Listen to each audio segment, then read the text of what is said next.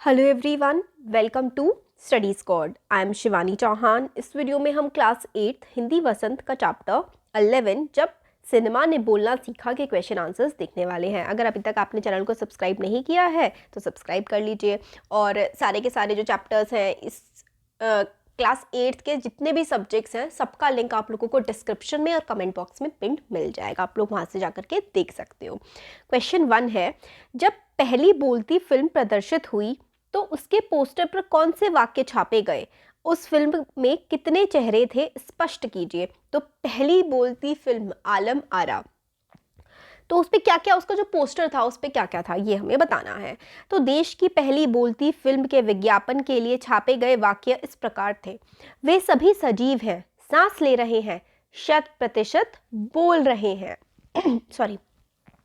78 मुर्दा इंसान जिंदा हो गए, उनके बोलते बातें करते देखो। पाठ के आधार पर आलम आरा में कुल मिलाकर 78 चेहरे थे, अर्थात काम कर रहे थे। क्वेश्चन नंबर 2 है, पहला बोलता सिनेमा बनाने के लिए फिल्म आदेशर एम ईरानी को प्रेरणा कहाँ से मिली?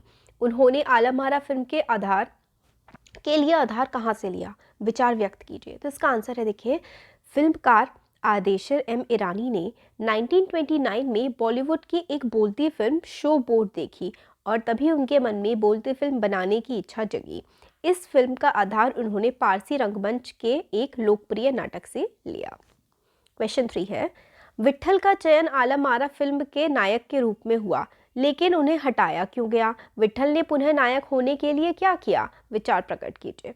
देखिए, इसका आंसर है, विट्ठल को फिल्म से इसलिए हटाया गया क्योंकि उन्हें उर्दू बोलने में परेशानी होती थी। पुनः अपना हक पाने के लिए उन्होंने एक केस कर दिया, मुकदमा कर दिया। विट्ठल मुकदमा जीत गए और भारत की पहली बोलती फिल्म के नायक बने। तो विट्ठल को क्योंकि उर्दू बोलने में थोड़ी दिक्कत होती थी इसलिए उनको हटा दिया गया, बट उन्होंने फिर केस कर दिया और केस जीत गया और फिर वो पहली बोलती फिल्म के हीरो विट्ठल ही बने, इंडिया की पहली बोलती फिल्म। क्वेश्चन नंबर 4 है, पहली सवाक फिल्म के निर्देशक आदेशर को जब सम्मानित किया गया तब सम्मानकर्ताओं ने उनके लिए क्या कहा था? आदेशर ने क्या कहा? इस प्रसंग में लेखक ने क्या टिप्पणी की, लिखिए। तो उनको सम्मानित किया गया आदेशर को कि उन्होंने इतना अच्छा काम किया है, तब उन्होंने अपनी स्पीच में क्या कहा? राइटर क्या लिखते हैं तो हमें ये बताना है। तो पहली सवाक फिल्म के निर्देशक आदेशर को प्रदर्शन के 25 वर्ष पूर्व होने पर सम्मानित किया गया और उन्हें भारतीय सवाक फिल्मों का पता कहा गया। तो उन्होंने इस मौके पर कहा था, मुझे इतना बड़ा खिताब देने की कोई ज़रूरत नहीं है, मैंने तो देश के लिए अपने हिस्से का ज़रूरी योगदान दिया है। इस प्रसंग की चर्चा करते हुए लेखक ने आदेशर को विनम्र कहा है। तो विनम्र कहा है, एक ऐसा इंसान बताया है जो बहुत ही अच्छे स्वभाव के हैं, और क्योंकि आदेशर ने कोई भी क्रेडिट ना लेते हुए कहा कि ये तो बस मैंने देश के लिए काम किया है। क्वेश्चन नंबर 5 है, मूक सिनेमा में संवाद नहीं होते। मूक सिनेमा यानी कि बिना बोलती फिल्म जो होती है उसमें डायलॉग्स नहीं होते हैं, उनमें दैहिक अभिनय की प्रधानता होती है, यानी कि एक्शंस वही करके समझाया जाता है चीज़ों को। जब सिनेमा बोलने लगा उनमें अनेक परिवर्तन आए। उन परिवर्तनों को अभिनेता, दर्शक और कुछ तकनीकी दृष्टि के आधार लेकर खोजें, साथ ही अपनी कल्पना का भी सहयोग लें। तो जब पहले मूवीज़ मूक होती थी, मतलब उसमें कुछ कोई बोलता नहीं था, फिर जब उसमें बोलती हुई मूवीज़ आने लगी तो किस किस तरीके से चेंजेस आए। तो मूक सिनेमा ने बोलना सीखा तो बहुत सारे परिवर्तन हुए। बोलती फिल्म बनने के कारण अभिनेताओं को पढ़ा लिखा होना ज़रूरी हो गया, क्योंकि अब उन्हें संवाद भी बोलने होते थे। दर्शकों पर भी अभिनेताओं का प्रभाव पड़ने लगा। नायक नायिका के लोकप्रिय होने से औरतों और अभिनेत्रियों की केश सज्जा तथा उनके कपड़ों की नकल करने लगी।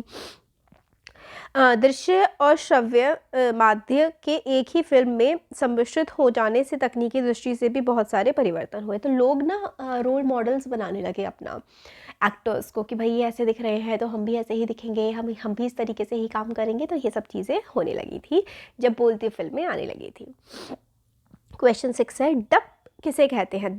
जो डब वाली फिल्में होती है ना, डबिंग होती है, वॉइस ओवर, मतलब जैसे कि कोई किसी दूसरी भाषा की है उसके ऊपर दूसरी भाषा फिर बोल करके डाली जाती है। तो डब फिल्म क्या होती है? कभी कभी डब फिल्मों में अभिनेता के मुंह खोलने और आवाज़ में अंतर आ जाता है, इसका कारण क्या होता है?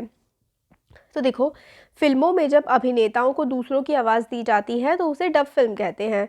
कभी कभी फिल्मों में आवाज़ तथा अभिनेता के मुंह खोलने में अंतर आ जाता है क्योंकि डब करने वाले और अभिनय करने वाले की बोलने की गति समान नहीं होती या किसी तकनीकी दिक्कत के कारण ऐसा हो जाता है। तो कई बार मतलब टेक्नोलॉजी की इशू आ जाती है, और कई बार जो बोलने की स्पीड होती है ना उस एक्टर की जिसने मूवी में एक्टिंग करी है और एक जो डबिंग कर रहा है ऊपर से, तो उसमें भी कई बार क्या होता है, वेरिएशन आ जाते हैं। इसलिए एक्टर का कई बार मुंह बाद में खुलता है और वॉइस पहले आ जाती है, तो इस तरीके की चीज़ें हो जाती है कई बार। तो ये थे क्वेश्चन आंसर्स। Thank you.